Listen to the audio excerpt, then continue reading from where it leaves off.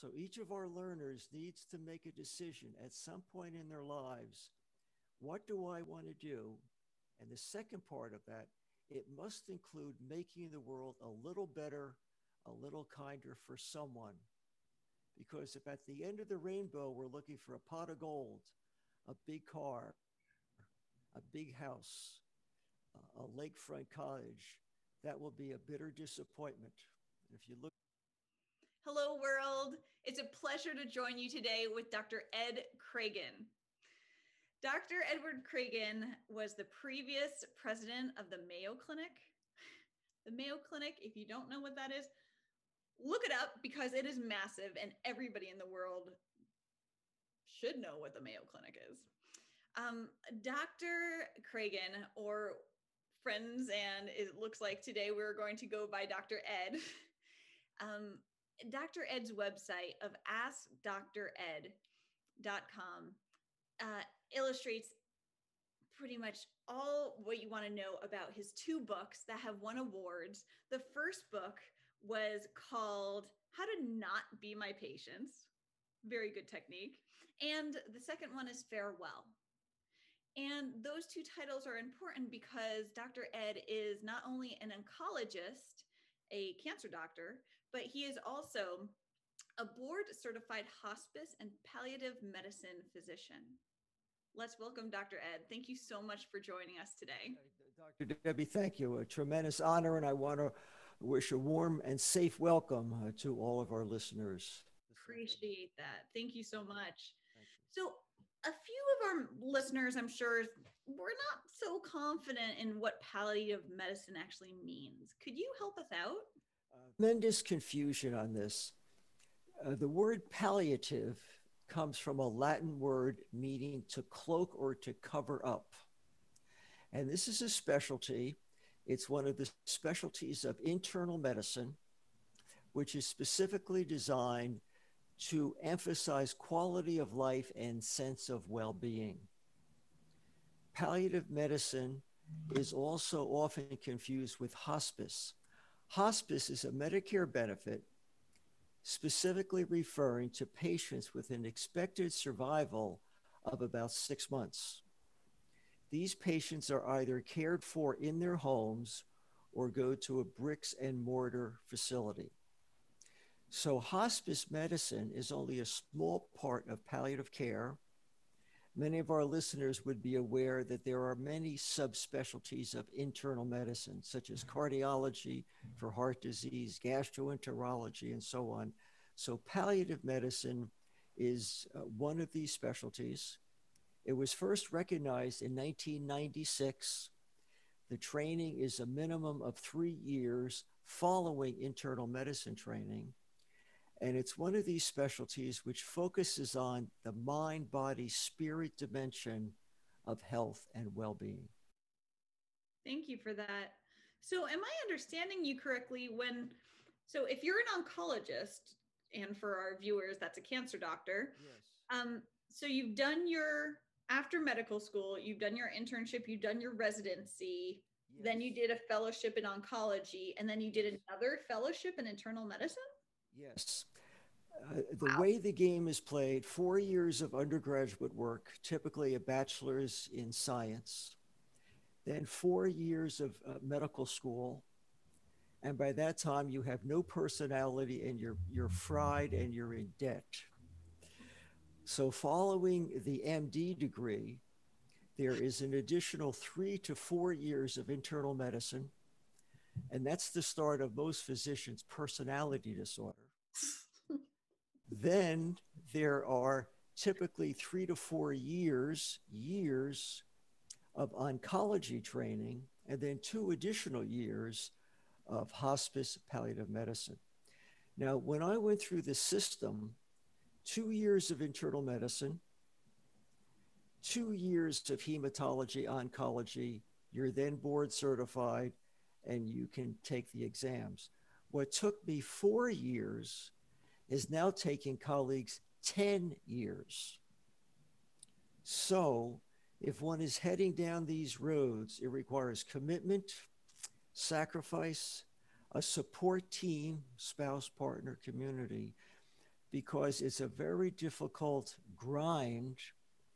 And now it's become very technical, very mechanical. And that patient physician relationship, which had been so sacred, is now being challenged by technology. Right. Right. You've said a lot there, and we could dive into that for 5 hours, but we won't today. So no worries. No need to get a glass of water to save your voice. But what you said is just so important. And we're going to definitely be talking about that system of support that's needed and mental health, of course. Yes. I also wanted to make you a little bit shy and kind of brag about you to the audience and just say that not only were you the president of the Mayo Clinic staff, but you were, and that you were voted by peers for another award in particular, where you were awarded the Distinguished Clinicians Award. And you've already published over 500 papers. You've done over 1,000 talks around the world. Okay, you are well established. How did you get here? Can you enlighten us? What was your journey like, and any lessons learned along the way? Every one of us is on a journey. And if we stay alert, if we are engaged, we will find out what that journey is. I grew up in Newark, New Jersey. My parents struggled with alcoholism, and I was raised by my grandmother.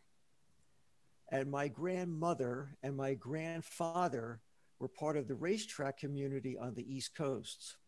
And racetrack, sorry to interrupt, but is it horses or cars? What are we talking? Horses. Horses, thoroughbred racing. And my father was a professional handicapper and a jockey's agent. He represented the jockey to the trainer. And his advice to me, never bet on anything that eats. And he also said that if you stay alert and you be nice to people, the world will be the path to your home. So because of the racetrack thing, we moved every couple of months from the tracks on the East Coast down to Miami. And I knew that's not what I wanted to do. It's a dangerous way to make a living. You see very few old jockeys, and one of the threats is becoming paralyzed or being killed. So I knew I wanted to do something else. And in my grandmother's rooming house where I lived, there was a Polish immigrant on the second floor named John Grabowski. I still remember him. And he had a cancer of the rectum. Oh. The management of cancer of the rectum in the 1950s was not elegant. And he had a colostomy, which was a plastic device to collect his wastes. And when I was about 8, my job was to come home from school at noon and change his appliance. And I knew that that would be the career path that I would follow. You can't make this up. Now, whether this was a guardian angel, some spiritual being, I don't know. But I followed that path, and I've been incredibly blessed. So each of our learners needs to make a decision at some point in their lives. What do I want to do? And the second part of that, it must include making the world a little better, a little kinder for someone. Because if at the end of the rainbow, we're looking for a pot of gold, a big car, a big house, a lakefront cottage, that will be a bitter disappointment. If you look at the lives of celebrities and athletes and some peoples of prominence, they missed the boat somewhere along the line. Right. And certainly people value different things, but I hope that everybody values, and especially all of our listeners, value the importance of trying to just make your world and the planet, a better place. Yes. And in terms of what you're doing, with the focus on patients and pets and plants and the planet, I mean, it's a no-brainer that if one of those elements is not in sync with the others, it's not going to have a happy ending. And just look at our lives today from COVID. And a previous talk that I gave, somebody asked me, when it comes to mental health, this is an incredibly challenging time for everybody. But to Mhm. think about how difficult it is for just an average teenager, an average adolescent to grow up, that in Yes. itself is challenging. And then can Right. you imagine that in this world today? So, can we talk a little bit about mental health and what can we do to help ourselves? I think there are clear data that about 40% of undergraduates, about 40% of teenagers in high school are having their lives unraveled by stress, by depression, by anxiety, by suicide. About 40% of young learners who started college 2 years ago have dropped out, and many of them will never come back. And when you look at shelter in place, stay in place, social isolation, this is the perfect petri dish for suffering. But there's a lot that we can do. The most important thing is to recognize that we are not alone. We need to pick up that phone. We need to get on Zoom. We need to drop a line to somebody because whatever we're suffering with, they're suffering with. We need to take care of ourselves and have a rigid schedule each day. You get up at the same time, you exercise at the same time, you have meals at the same time. Minimum 7 hours of sleep a night, minimum of restorative sleep. And within a half hour of bedtime, turn off the gimmicks, the gadgets, the tablets, and the phone. Because there is a blue light that comes from the tablet, goes into our brains, and decreases melatonin. As the melatonin decreases, we don't sleep. When we get sleepy, the melatonin rises. So you have to turn the gadgets off. The room has to be dark and cool.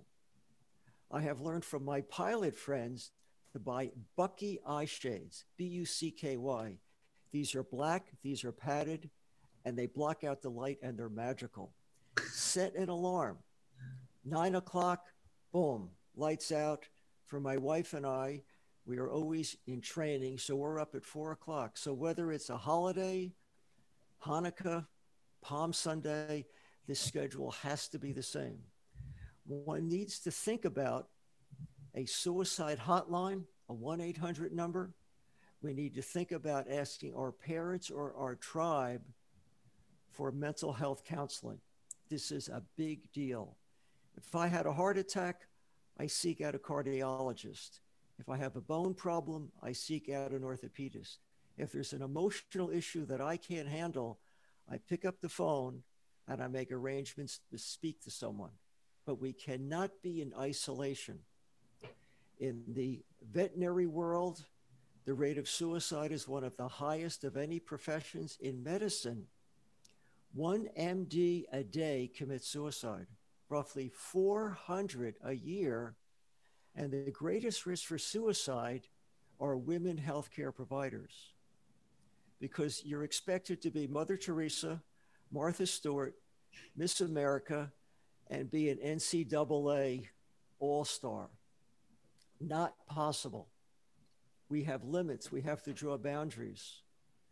Our energy is limited. If you have to study for an exam, you do it early in the day when your energy is high. The maximum concentration is about 60 minutes. And if we're interrupted, it'll take us on average 25 minutes to get back to where we were. Mm-hmm. So you got to turn off the stuff, airplane mode. Self-care is not optional. It's not a luxury, it's an imperative. No is a complete sentence. No is a complete sentence. I like it. Professions are one of the most stress-filled, and especially today, because we've lost that personal relationship. For example, now we have a commodity called telemedicine. Mm-hmm. So rather than seeing your doctor, Marcus Welby, Dr. Kildare, face to face, hands on, it's done through a tablet. Mm-hmm. That's a transaction, that's a contract, and it completely nullifies that relationship between the patient and the doctor or between the veterinarian and the four-legged patient. Mm-hmm. Mm-hmm. So I think our young learners, our young students need to understand These are unprecedented times, and those who are in isolation are at risk for harming themselves. My wife and I are different. Um, Training and physical fitness is part of our world. We've had the privilege of competing 26 marathons together. We run together, we train together, and we know that sleep is the antidote to depression. So at 9 o'clock, we are in bed. In fact, I have my pajamas on right now. So when the time comes, boom, lights are out. So that means if we're invited for dinner, which rarely happens because of COVID, and we have very few friends, so we just sit at home together. But if we're out at someone's home pre-COVID, we make it clear we need to leave at a certain time. So bedtime, 9 o'clock. Travel throughout the country with these basketball teams, meticulously organized as straight A students. And one of the things I noticed, he wrote everything down. He brought his books with him for the away games. And that was my first tip, that each of us have 24 hours a day. You have 168 hours a week.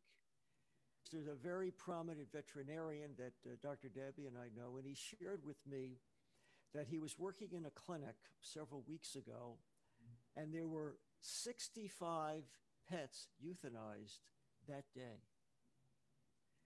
That's just not 65 dogs and cats and parrots, but that's 65 families. Yeah.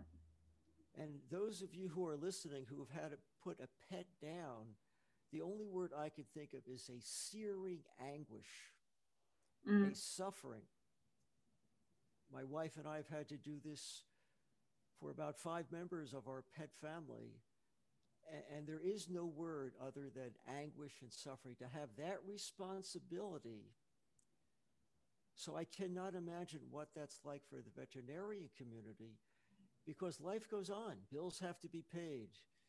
Issues arise, relationships unravel, and yet you have to put on that game face and go to that bedside and have that gut-wrenching discussion with the family that the time is now. Right.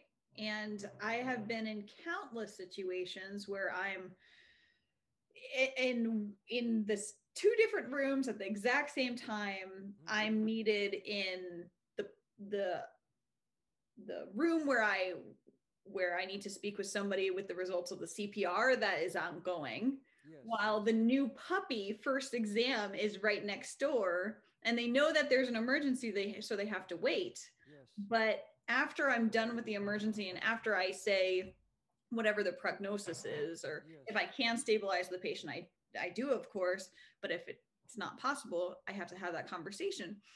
And then I have to put the happy face on, yes, for the new puppy owners. And it's put on that happy face, to put on the game face. Game face can be a career ender. To pivot that way. Let me tell you a story. There was a Catholic priest at a small resort town in Wisconsin, a beloved person. And in about a week, he called me and he said that he was quitting the ministry. And I tried to learn from him. And what happened was this inability to pivot. Let's look at a typical Saturday. 8 o'clock, there's a wedding. 9 o'clock, there's a funeral. 9:30, there's another wedding. Then there's some personal relationship. So he couldn't make that switch from a beloved sacred relationship of a partnership, getting married, to burying someone, especially if it was under very difficult circumstances. Mm-hmm. One of our patients was a pastor at a small town in North Dakota. And in this town, there was a shootout. And he had to do back-to-back services. One was the first person shot, the other was the perpetrator. So here you had 2 families mingling, and he had to console consecutive families under very difficult circumstances. Mm-hmm. And at that point, he did not have the spiritual energy to continue the ministry. Mm-hmm. Yeah. And that type of story doesn't surprise me at all, because I have plenty of friends in the veterinary profession where we we have to talk these stories out with each other and be those sounding boards and be those shoulders to lean on. And yeah, absolutely. What we're hearing from Dr. Debbie is this importance of having that soulmate, a partner, a spouse, a confidant, somebody that you can. Who do you call at 3:00 in the morning? Not comfortable calling anybody else, then there are all these hotlines that are available, right? Yes, to reach out to some human, not a recorded message, Right. but someone on a suicide hotline is there for you. This is what they choose to do. Mm-hmm. And this is not a sign of weakness. Nobody can heal a broken femur by themselves, and no one can heal a broken soul by themselves. Mm-hmm. And I'm really curious what you think about this, because when I have difficult conversations in the veterinary hospital with people, I have to remind, I feel like I have to say this to make people feel better, in that there's no right way to grieve. Mm-hmm. Everybody has their own process. Some people have anxiety and they laugh. Other people have anxiety and they cry. But there's no right or wrong answer. There's just, everybody has their own path. Yes. I'm curious what you think of that. The only way to get over grief is through it. There's no shortcut. There's no hack. There's no gimmick. And if we don't work through the grieving process, it will become manifested some way, somehow. This might be alcoholism. This might be chemical dependency. This might be outrageous behaviors. This might be risky relationships. But if it's not addressed, this will come out.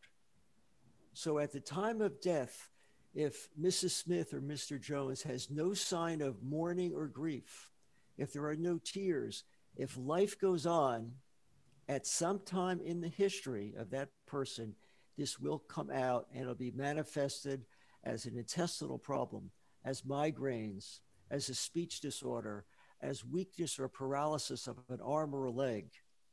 If it's not addressed, this will become manifested. And we cannot heal by ourselves. We need that family, we need that community. And that's why funerals are so important. This is an appropriate time to cry, to wail, to be supported by the family and the community. But in some cities, there are drive-by funerals. Mm-hmm. So there's no sense of loss, there's no sense of meaning. So we're creating a whole generation of individuals who are going to carry those burdens with them, but sooner or later, their soul will buckle under the weight of those burdens. Mm-hmm. Right. And right now we try to have, Zoom or Google Teams or whatnot. And it reminds me of a time in veterinary school where there are a lot of veterinary schools in this country that offer as a volunteer opportunity to be on pet loss hotlines. Yes. And to be somebody on the other line to speak with people who have just lost a beloved pet. Yes. And a lot of people who call in feel, I don't know if ashamed is the right way to say it. They say, my friends won't understand. Right. So I'm calling you now. Yeah. This is called disenfranchised grief. If my dog or cat has to be put down, I'm responsible for it. So I go to work the next day, mm-hmm. and the corporate world doesn't get it. What they will say is, oh, it was just a cat. No, it's not just a cat. Oh, go to the shelter and get another dog. You can't replace these creatures. They're part of our lives. So if people are not pet persons, they don't understand. So I can understand why individuals would have to call a pet grief support 1-800 number so that they don't harm themselves or do something non-creative. Mm-hmm. Yeah. And so I would love to dive into some books that you wrote. Just mention that at least a little bit. Well, thank you.